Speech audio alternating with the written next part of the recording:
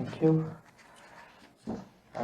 President IIC, Ambassador Shamsaran, Shri N.N. Boraji, Dr. Meenakshi Gopinathji, Director IIC, K. Srivastavji, ambassadors, academics, colleagues, present, past, hopefully future.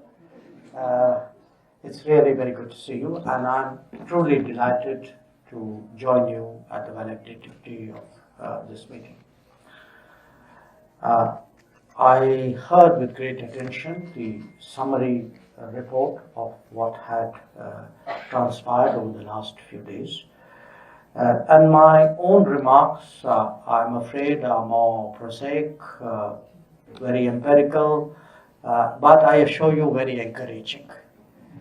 And they largely dwell around what Ambassador Shamsaran said, which is do not underestimate the political, and I would add the economic and other aspects of our growing relationship with Latin America and the Caribbean. Now, when many of us who haven't lived there or worked there ask others about the region, I think the first thing you're told is, it's very far away. Now, when I actually did travel there, it did cross my mind that there were more faraway places like California or, British Columbia, which has never stopped anybody from reaching there. So apparently distance is very much in people's mind. And actually once you decide to commit yourself there, I did find, for my own satisfaction, there were actually fairly short and neat ways of getting there. And therefore, I somewhere, have put that behind me, and I'm busy trying to persuade others in that direction. And when I stand before you here today, just as a representative sample of my week, and this is only today, Wednesday, okay. I've already had one vice president from the region, Bharat Jagdev. I've just had lunch with two ambassadors from New York from the region. Last month, there were two presidents from the region, that is President Santokhi and President Irfan Ali. There was a foreign minister colleague of mine, Foreign Minister Tevani of Latin America, of Panama. So the point I wish to make is a lot of the preconceptions are in our own mind, but it's not a point which is relevant to any of you because you already know that. It is a point for those of us who are charged with, I would say, policy formulation and execution in regard to Latin America and the Caribbean. So how does one deal with it? One deals with it really by creating compulsions, by demonstrating contact, by frankly working the relationship. And working the relationship obviously can have many aspects, some of which are very evident in the room today, in what you have all been discussing over the last few days. But I put it to you that if there has to be a firm foundation for a sustained and intensive interaction, it has to be built on business, and it has to be built on stronger people-to-people contacts. Obviously, government has a role. Government has to lead, government has to encourage, government has to shape where necessary resource. But finally, any relationship, and we've discovered we've discovered this even with North America, that if you look today at our relationship with North America, a lot of that is really built on business and it is built on people. So I am focusing much of my remarks on those aspects because I believe that it is by taking those forward that we will create the framework on which many more activities can take place, and those activities to my mind are very important because if you have to relate to other societies, if you have to talk to them, you have to, in a sense, have a feel. You have to know the music, the literature, the people, their history, the food. I mean, it comes and it's a universal principle for every country. Now, when I became foreign minister 4 years ago, a colleague of mine sitting in the front row very helpfully sent me a piece urging me to pay more attention to this part of the world. And the key bit was a piece by a Chilean ambassador. I suspect, sir, it could be you, which basically said, until the foreign minister of India himself pays attention to Latin America, how is that relationship going to develop? Now, the first reading, I wasn't, I didn't think the foreign minister of India had to do everything. You have colleagues who also I work with. But honestly, even before that, actually, we had started a process of really globalizing our contacts, of really reaching out very much more than we used to. And there is a purpose for that, which I will come to.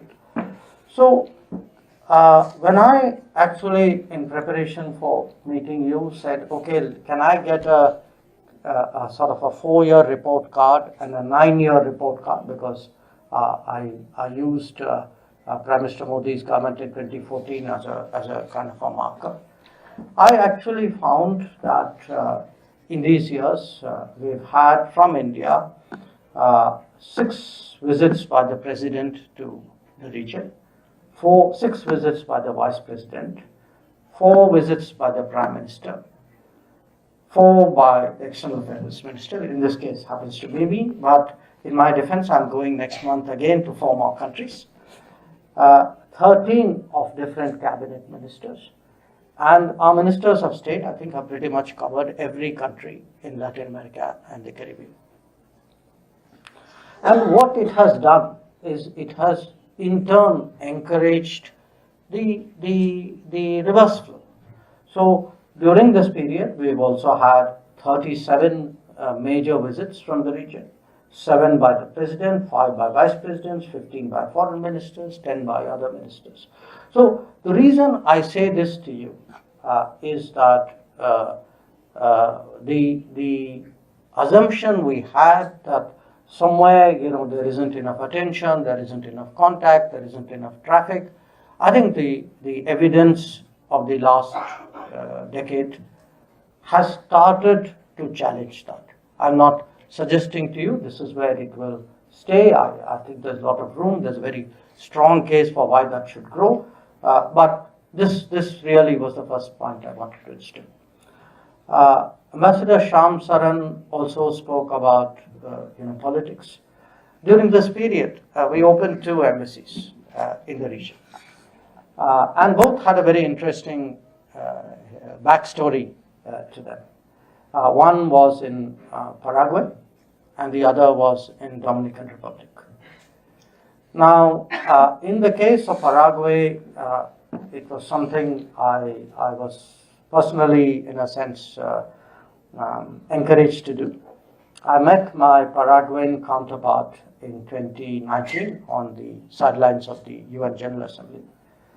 And he, after the preliminary courtesy, said, I've never met an Indian foreign minister, so I want to ask you one question. What have we in Paraguay done to offend you?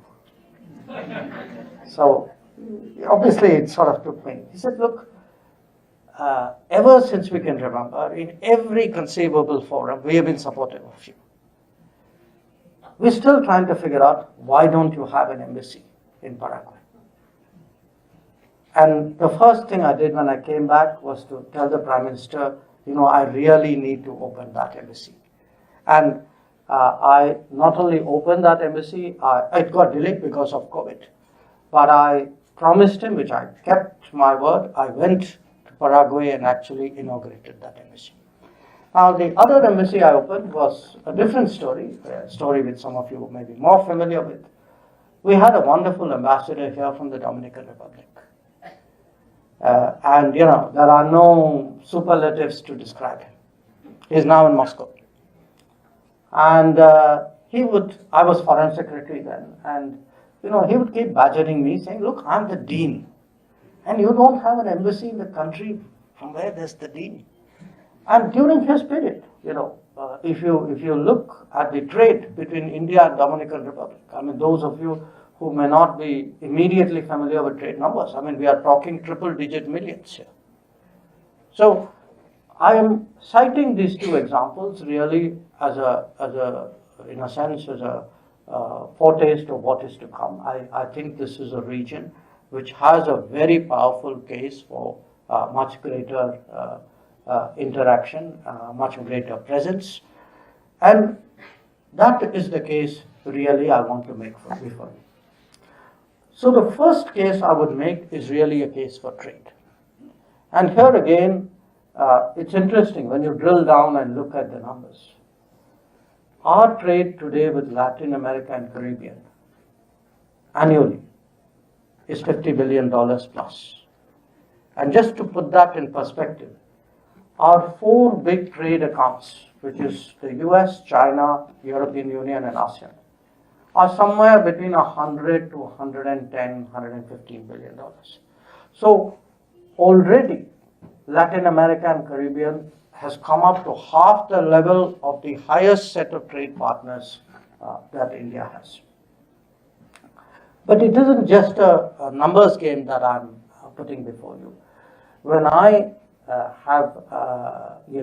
speak, and by the way, I must also tell you, barring a few foreign ministers, I think I have the WhatsApp number of almost everybody in Latin America and Caribbean. And even during COVID, probably there was not a single minister to whom I did not have at least one conversation. So I'm saying that to you not to demonstrate my WhatsApp skills, but actually to tell you today, the need for those contacts. So the fact that ministers take out time and speak to each other, there is something shifting out there which should be relevant. So let me come back to trade. Trade today is growing, and if I were to just give you two examples of countries where I was recently, where Brazil is concerned, we are either the fourth or the fifth, depending on how you count the trade, and the likelihood is great.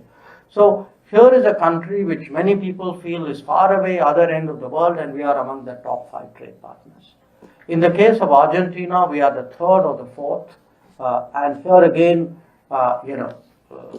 that position with the possibility of further growth up is something which is noteworthy. But I mention trade because if we look at the complementarity today, the demand from India for natural resources, for agro products, the demand in Latin America, Caribbean for what are essentially middle class consumables, for two-wheelers, for automobiles, for pharmaceuticals. I mean, our pharma exports are really booming in that part of the world. And I can see many more as manufacturing in India picks up and becomes more competitive. So there is clearly, and the deeper middle classization of Latin America provides a market which a stronger Indian manufacturing clearly sees of great value. Again, when it comes to trade in services, here I actually had some insight from the brief period that I spent with the Tata Group, that the IT companies, trade in services among them, employ more than 100,000 people today in Latin America, and again, it's growing. The second case I would make, which is related, is the case for investment. Because a lot of our investments there, a lot of our interests there, are in areas which will require us to be there, to put resources out there. And there are some truly impressive cases there. Again, I'm citing to you Brazil and Argentina simply because of my own familiarity, and I'm sure in my next trip when I do Colombia, Panama, Dominican Republic, and Guyana, I'll probably come back with more. That there is today, you have, say, something like power transmission. One of the biggest companies in Brazil is India, mining. In terms of, again, if you look, I'm now switching back to trade. The Latin America actually has become one of our most important sources of edible oil. When we typically think of edible oil, we think Malaysia, Indonesia, palm oil, or Ukraine, sunflower oil. But actually today we are sourcing heavily out of Latin America, especially Argentina. So I can, see that there are a very large number of sectors. And among them, to me, the one which holds a lot of interest is energy. That Indian investments in energy abroad. We had invested in Venezuela. Our investments in Brazil are growing. We have some very active discussions with a few rising, really important energy producers there. I think some of you would guess who they are. But energy, again, ours is today a globalized economy whose demand on resources and products from the rest of the world is actually going to rise exponentially. And if you are to look at resources and demands, we speak of the rest of the world, a very large part of the rest of the world is actually Latin America. So now let me come to politics.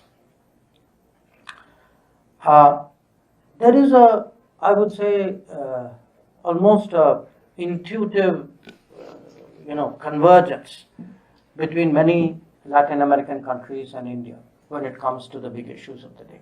We have a history of working with some countries. I think Ambassador Shamsaran would remember working with Mexico when it came to disarmament, discussing nuclear issues with Brazil and Argentina. But again, I would say right now we hold the chair of the presidency of the G20.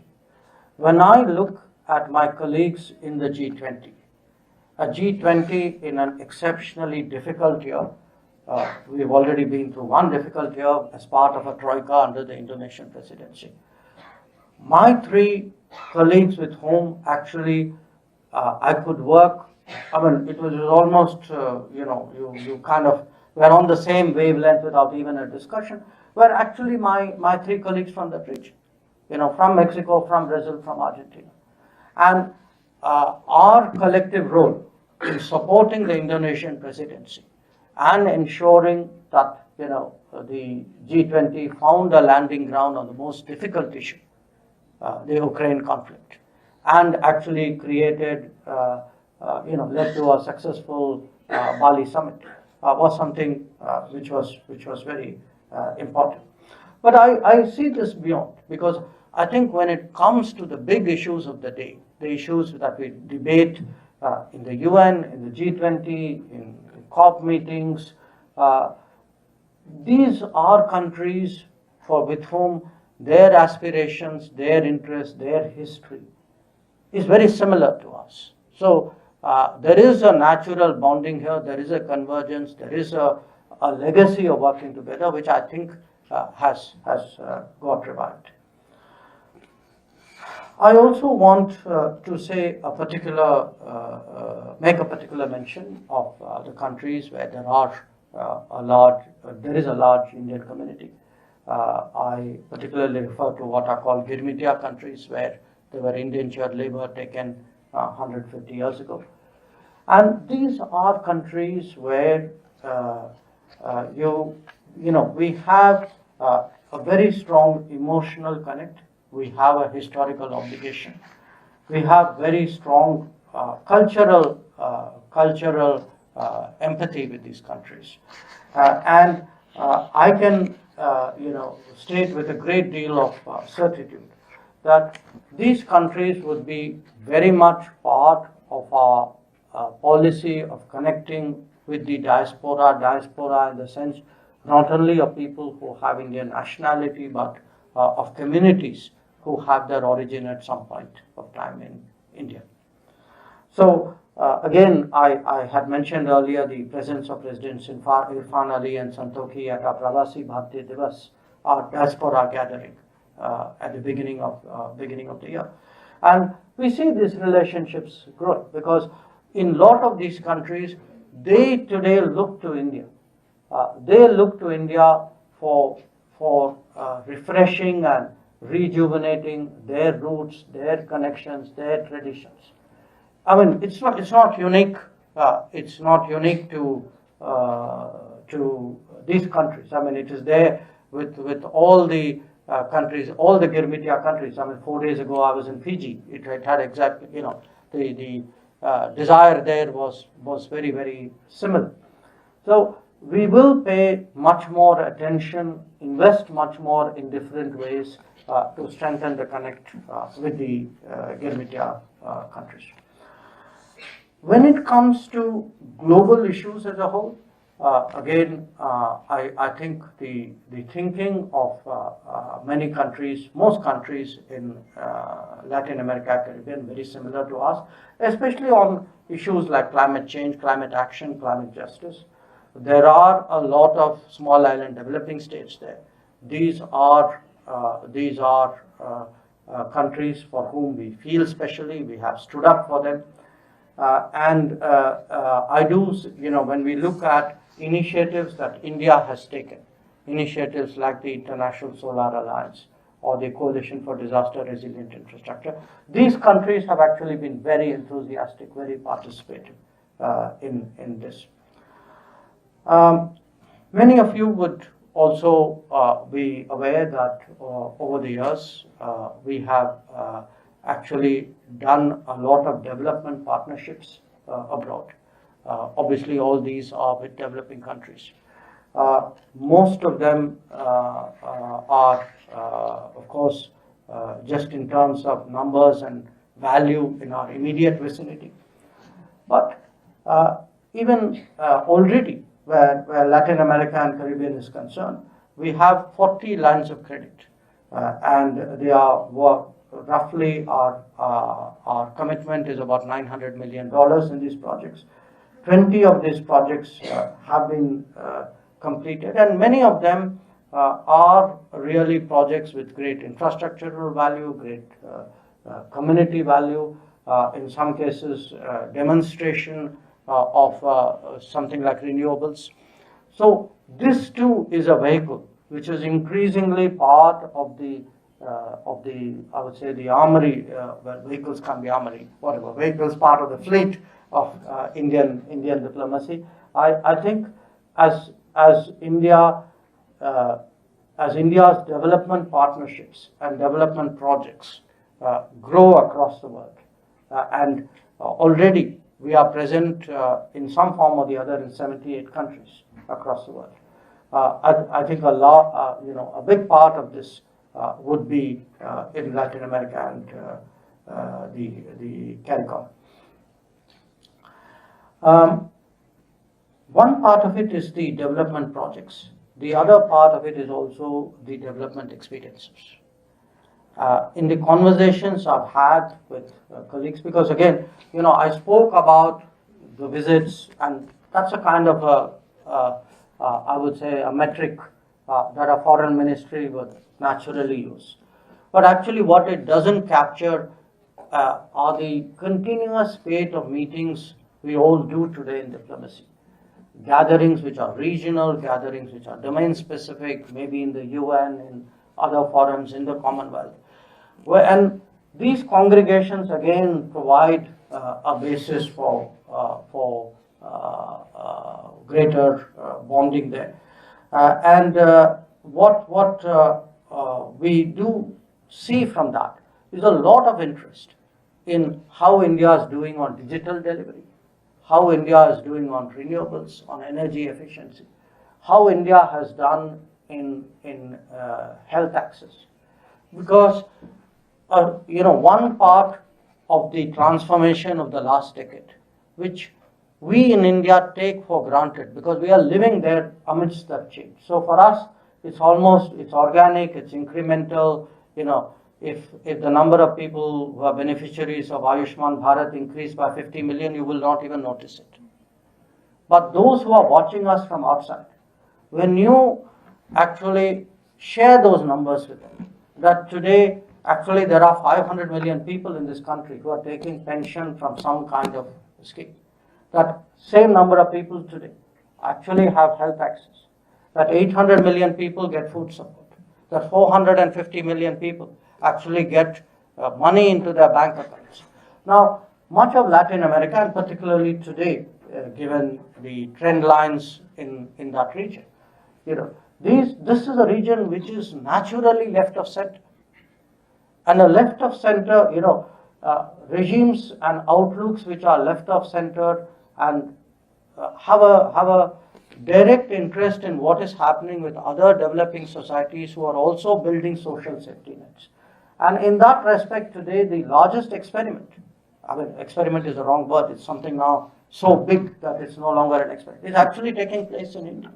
So, a lot of our conversations today with Latin America are actually on the digital delivery, what is happening, how do you lower, price costs. And I can say, it's not just the foreign ministers. In many cases, it's the ministers of finance, the ministers dealing with health, the ministers dealing with digital. They are the ministers or the officials today who have the maximum interest in engaging us.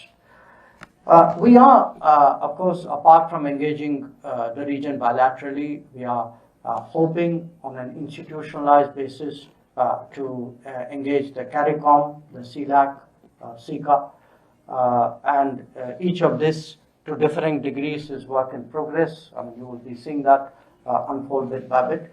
But collectively for us, every country of the region was in some form covered by the Voice of Global Summit. The meetings which we did in the first half of January, because we wanted to consult all the entire South before we took their collective ideas and interests into the G20.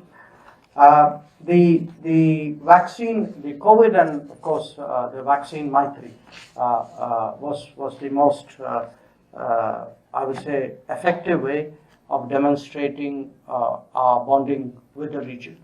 And if any of you have time, I would say the most expressive utterances on the subject you will find on the YouTube. If you want to really pick up on what the world thought about vaccine Maitri, on their getting vaccines at a time when many producers and many stockpiles, there were stockpiles nearby which they could not access. And if you want to see, really the sentiments of the world, I would recommend just look at the YouTube. There are some really heartfelt expressions of that. And finally, of course, while I'm talking vaccines, one area, and perhaps this is something food for thought, food is not the right word, but we are looking at traditional medicine in a big way.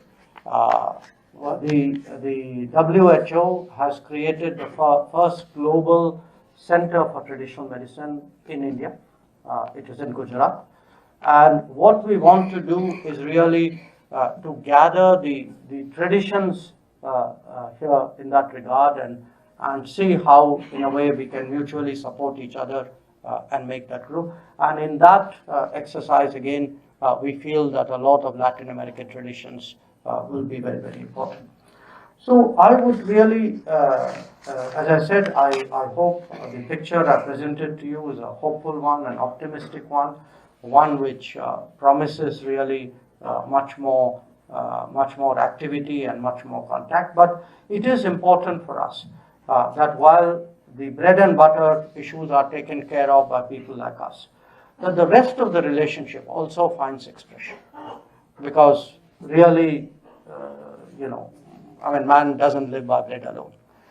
So there are so many other aspects of relationship building, and that is where I believe that the intelligentsia, the academia, the world of culture, the world of arts, the world of medicine, the world of knowledge. All these in different ways can really help build this relationship.